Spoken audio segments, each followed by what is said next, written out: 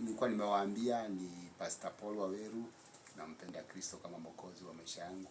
Nimeona wema wake na fadhili zake. Sasa tunapoendelea na ile mahubiri ambayo nilikuwa nawahubiria kuhusu upendo, nilikuwa nataka tupitie hilo neno ambalo liko katika kitabu cha Wimbo Ulio Bora. Wimbo Ulio Bora ni kitabu cha Wimbo Ulio Bora 8 tunaanzia pale katika kitabu cha kuanzia 8:6 kuelekea. Nitie kama muhuri moyoni mwako, kama muhuri juu ya mkono wako, kwa maana upendo una nguvu kama mauti. Upendo una nguvu kama mauti, na una wivu mkali kama ahera. Mwako wake ni mwako wa moto. Mwako wake ni kama mwako wa moto, na miali yake ni kama miali ya Yahu. Maji mengi hayawezi kuuzimisha upendo. Hiyo ni 7. Wala mito haiwezi ikaizamisha. Kwa maana mtu angetoa badala ya upendo mali yote ya nyumba yake, angedharauliwa kabisa. Kwa hivyo upendo una gharama kubwa kufikia ati haiwezi ukagaribika kwa vyovyote. Ati kama unaweza uza vitu vyako ununue upendo, haiwezi ikawezekana. Kwa hivyo upendo una gharama kubwa, na upendo una nguvu ya kustahimili hata maji mengi. Bwana asifiwe. Kwa hivyo upendo una nguvu ya kuweza kustahimili wakati wowote. Na tulikuwa tumesoma hilo neno pale mwanzo, hata ingawa sikuwapatia hiki kitabu. Ndio sasa nimeona ni vizuri tukisome hicho kitabu ili tuweze kuelewa kuna kufahamu vizuri. Ni upendo ambao ulimgharimu baba yetu. Ulimgharimu baba yetu akatoa mwana wake wa pekee Yesu Kristo. Ilikuwa ni gharama kubwa kutoa mwana wake wa pekee Yesu Kristo. Alikuwa na shughuli nyingi kule mbinguni, lakini aliziacha zote ili aje atutafute. Na anataka tuwe kama yeye, na ndio tunaitwa wa Kristo.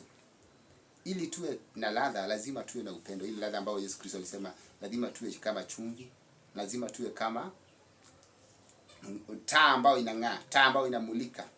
Bwana asifiwe. Kwa hivyo lakini lazima tuwe watu ambao wanadhihirisha Ukristo kupitia kwa upendo. Kama vile tumesikia hapa, ati maji mengi hayawezi yakazimisha upendo, wala mtu hauwezi ukauzamisha. Kama mtu angetoa badala ya upendo mali yake yote ya nyumba yake yote, angedharauliwa kabisa. Kwa hivyo tudhihirishe upendo na tuzidi kuwa na upendo ili tuweze kufaulu hii safari. Nataka tutoke hapo tuende katika kitabu hicho ambacho tulikuwa tumepitia cha Wakorintho, kitabu cha Wakorintho wa kwanza 13. Wakorintho wa kwanza 13. Wakorintho wa kwanza 13 tuanzie penyewe. Atasoma tu haraka. Nijapo sema kwa lugha ya wanadamu na za malaika, kama sina upendo nimekuwa kama shaba iliao na upatu uvumao. Tena nijapokuwa na unabii wa kujua siri zote na maarifa yote, nijapokuwa na imani timilifu kiasi cha kuweza kuhamisha milima, kama sina upendo si kitu mimi. Tena nikitoa mali yangu na kuwalisha maskini, kama nikitoa mali yangu mwili wangu niungue moto, kama sina upendo hainifaidi kitu. Upendo huvumilia, hufadhili, upendo hauhusudu, upendo hautakabali, upendo haujivuni, haukosi kuwa na adabu, hautafuti mambo yake, hauoni uchungu, hauhesabu mabaya, haufurahii udhalimu, bali hufurahi pamoja na kweli, huvumilia yote, huamini yote, hutumaini yote, hustahimili yote. Upendo haupungui wakati wowote, haupungui wakati wowote, bali ikiwapo unabii utabadilika, zikiwapo lugha zitakoma, yakiwapo maarifa yatabadilika. Okay. Kwa maana tunafahamu kwa sehemu, tunafanya unabii kwa sehemu, lakini japo lile ililo kamili, iliyo kwa sehemu itabadilika. Nilipokuwa mtoto mchanga, nalisema kama mtoto mchanga, nalifahamu kama mtoto mchanga, nalifikiri kama mtoto mchanga.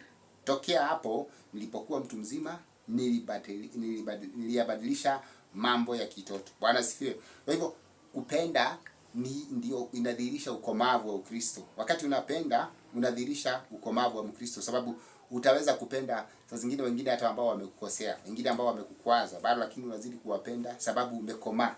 Sababu neno la Bwana linatuambia hapa Wakorintho wa kwanza 13:11, ati nilipokuwa mtoto nilikuwa nawaza kama mtoto, nilikuwa nafikiri nafanya kama mtoto, lakini sasa nimekomaa. Nimeacha mambo ya kitoto. Hapa mwisho inamalizia 13 inasema, bali sasa inadumu imani, tumaini, upendo na haya matatu, lakini haya lililo kuu ni upendo. Bwana asifiwe sana.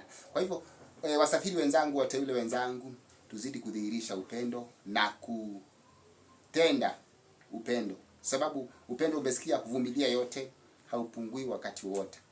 Na Bwana ambaye huwa anachunguza mioyo, sababu anajua kama unapenda ama kuna jambo ambalo limejificha nyuma ya upendo, atakulipa sababu yeye ndio huwa analipa.